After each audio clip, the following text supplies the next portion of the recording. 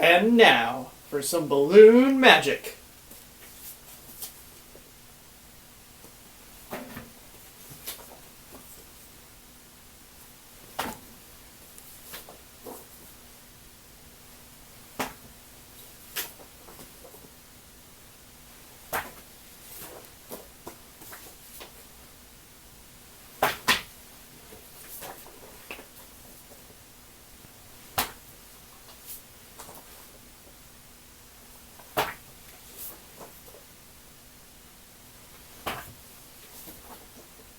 Oh, cool. Nice. Ah, nice.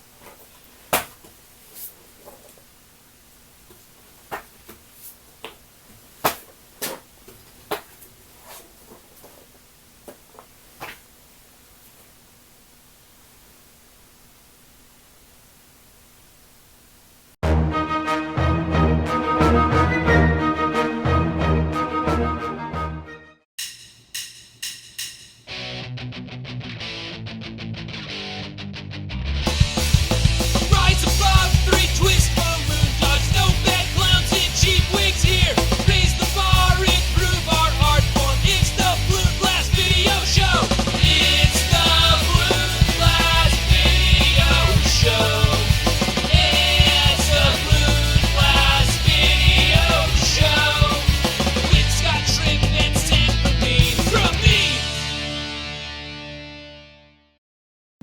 Hello and welcome back to the Balloon Blast Video Show. I'm Scott Tripp, your Balloon Master General, whatever the hell that means, and I'm in a hotel room right now. Yeah, we've been traveling a lot. We just wrapped up the Balloon Blast live tour. There were 5 different cities. There was Detroit, Washington, D.C., Rochester, St. Louis, and North Carolina, which is a state, not a city, but you know. That was one of the tour stops. Also, I went to Israel for a convention for 10 days. And lots of traveling. Literally learned how to make coffee in a bathtub because of all the hotel stays. It's not as glamorous as making a bathtub bootlegged liquor, but you know, that's the Balloon Blast way. So typically at the start of the show, we tell you what the show will be about, kind of prep you, set the table. We'll be teaching this design, we'll be looking at this, looking at that. Here's the truth, I don't know what today's show is about, but it's going to be fun. We're going to do this the Balloon Blast way. You, stay tuned, watch the show, have fun. And watch the show, and have fun, and stay tuned. So as I said, we're in the hotel, we've done a lot of traveling, and I'm in a hotel room right now. It's not luxurious, it is what it is. Brought my own coffee pot here, there's a sink, kitchen, stove, refrigerator. You can see sad road food here. It's just leftover Mexican food and bottle of water. Really no frills here, except the tenants before me, I guess, were nice enough to leave me some inflated 260s. Okay, that's a lie. I put those there. But I wanted to show you how to make a balloon that is popular still. Now you're going to watch this, you're going to say, oh, that's a dated reference. It's like Left Shark at the Super Bowl. But the thing is, there are some things that kind of do go through a trend, and then they're out of date, but then they re-enter pop culture, and that's what this is. This is more cowbell. Are you sure that was sounding okay? I'll be honest, fellas, it was sounding great, but I could have used a little more cowbell. Yeah, we're gonna make a cowbell. Using 260s. These are marigold or mango or something like that. Goldenrod if you use the other company. Whatever you want to use. Okay, so we have 260s. These are mango or marigold or goldenrod or whatever color off yellow is. Or use yellow, whatever. Or don't even use yellow. You're a balloon, make your own choices. Live your own life. I can't, hold your hand through everything. God, grow up, people. So, blow them up, leaving a little over a hand's width of length at the end. Start with the knot end, because that's what you do with balloons. Make a bubble and pinch twist it. By twisting and then pinching that twist. That's not really what that means, is it? Pinch twist. Do that on the other balloon.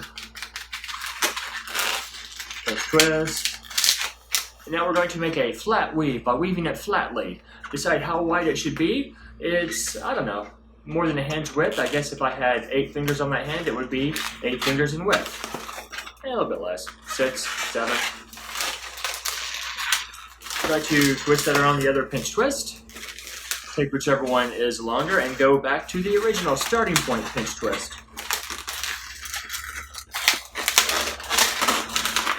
Normally I would trim the knots. Don't have a knot trimmer on me, so I'm just tucking them in. That's what we have, starting point, kind of like you're making a SpongeBob balloon. I make a spacer bubble. I do another pinch twist. Same thing on the other side, spacer bubble, a pinch twist. And then another layer. I keep these the same size. You will eventually taper, but not quite yet. There we go. Second level. Probably go up 3 or so. At this point, personal preference. Some people will do the flat weave and not have the pinch twists at every segment, giving you a cleaner look, and I totally get that. The reason I do is because I'm going to have pinch twists on the first and the last ones, and I kind of want just a symmetry of each one having it. Otherwise, you have pinch twists on here, not here, and the 2 in the middle kind of stand out. It's a little bit more busy with so many pinch twists, but it is more symmetrical. I'm telling you that because I'm saying there's not a right or a wrong way, just preference, and that's my particular preference. And that's my particular preference at this moment. I may make this later and do it completely different, so don't hold me to that decision. Another spacer bubble, another pinch twist. Most of you probably know how to do a flat weave. Just being over here. Okay, I will taper this one a little. I've done 3 of roughly the same size. Slight taper. It's not a bell shape. And honestly, I didn't really study what a cowbell looks like before doing this. That should have been my starting point. But I wanted it to be kind of flat, taper a little bit, and then have a handle. And I was going to do another layer up here, but you know what? Now I'm not. I'm going to take this part off here, do that super fancy snap pop. So, went around, secured that part. I'm going to take the rest here and just loop it over because happy happenstance, it turned out to be exactly the right size. Make a little handle. Kind of like a padlock looking thing right here.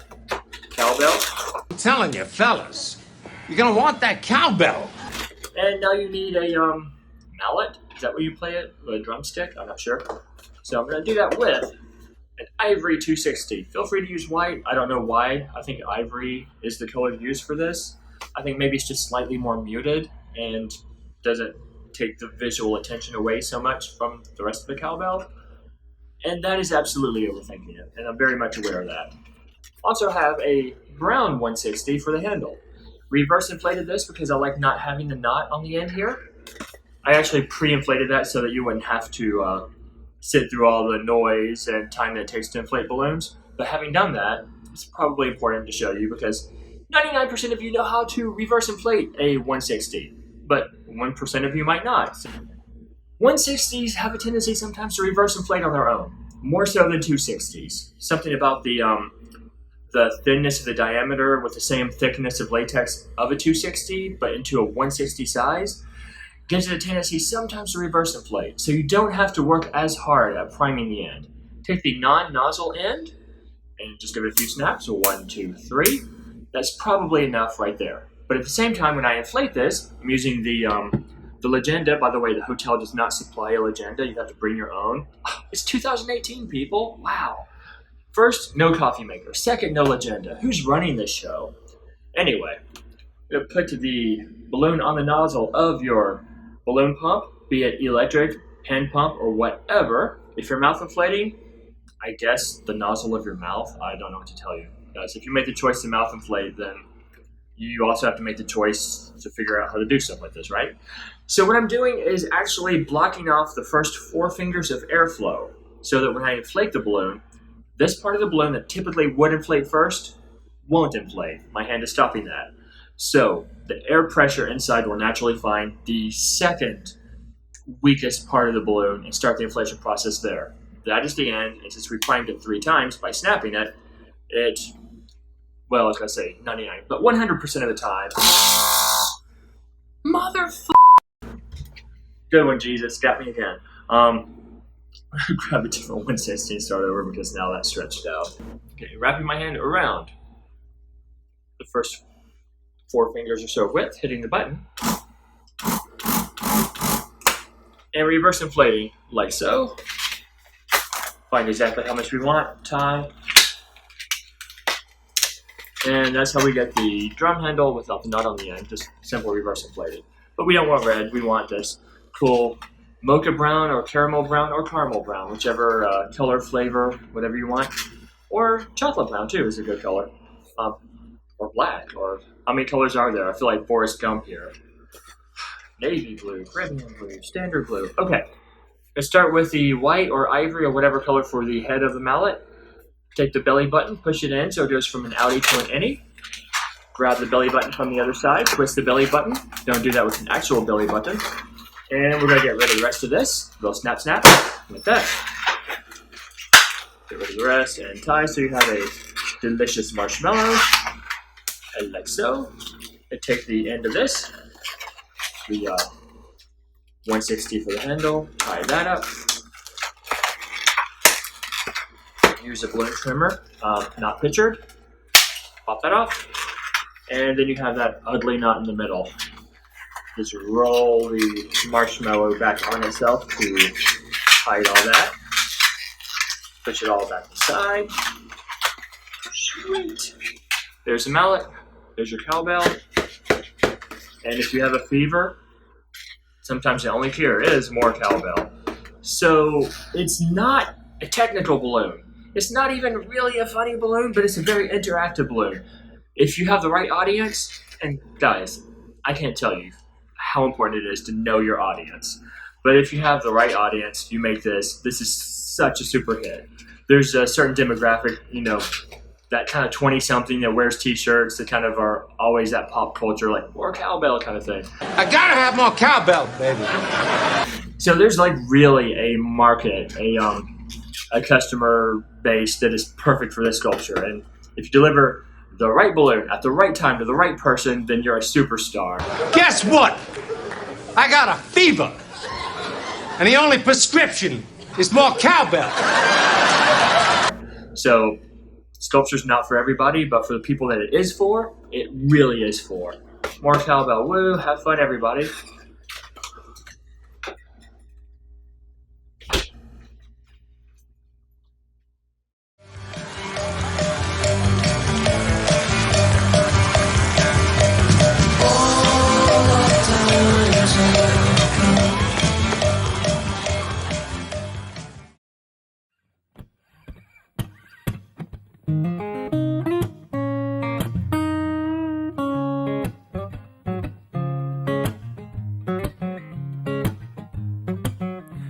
got a friend in me.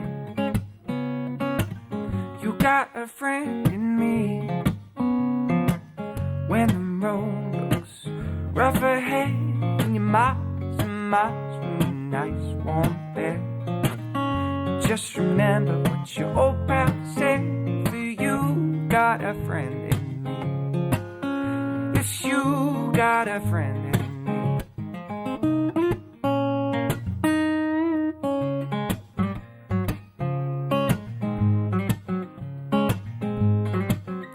Got a friend in me.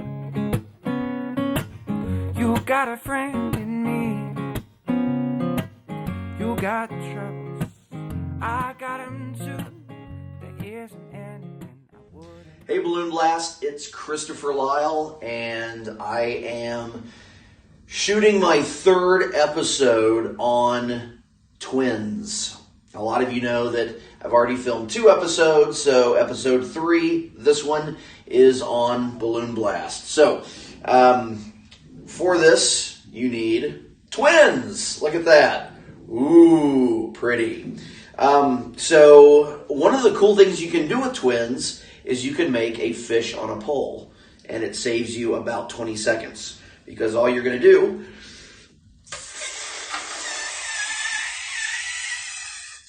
is blow up one balloon. Check it out. You don't even have to do the string. The string is already attached. Look at that. You just saved the balloon and like 20 seconds having to sit there and tie it on. So, you get your twin, fully inflate. Next, you will need to tulip twist, or rather split tulip twist a 321, just your standard line work fishing pole reel. And I'll come down to it right about there with that. Lock it in. Get that to be going straight. Perfect. Like so. Next, you need to make a fish.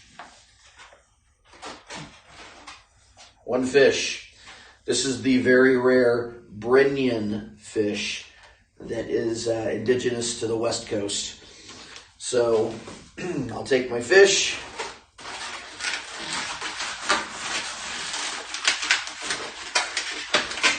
I'm going to lock that in play. And so check it out. We have a super cute fish on a fishing pole. We got a winner! Woo! All right. Using a twin.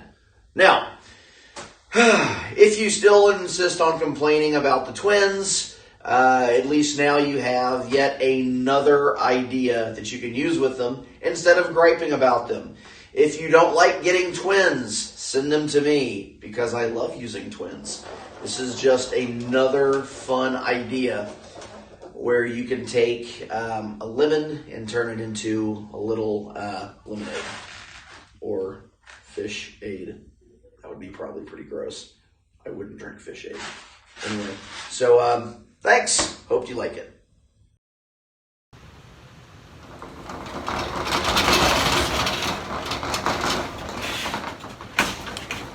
Wow. So I'm in a storage building. Rain outside. You might be able to hear the rain on the roof. Man, it has been a summer. It's still going too. We started off, we did a lot of traveling. Balloon Blast Live went to 5 different cities. I went overseas for 10 days. We moved the Balloon Blast studio. We moved my studio. We moved a bunch of my stuff into this storage building. Over there is all the, well, that's like half of the balloon hoard, and back here is some more antique and vintage balloon stuff. So maybe we'll dig through some of that in a future episode. If this episode was even halfway watchable, that's due to superhero John Justice and his amazing editing ability. We sent different segments from different times, from different parts of the country, and he put it together to make a really awesome watchable show. So thanks to John Justice, thanks to you for watching the show, thanks to our Patreon supporters who have made the show possible. And yeah, next episode we'll be in our new place, in our new studio. We'll bring you some new stuff, and we'll see you then.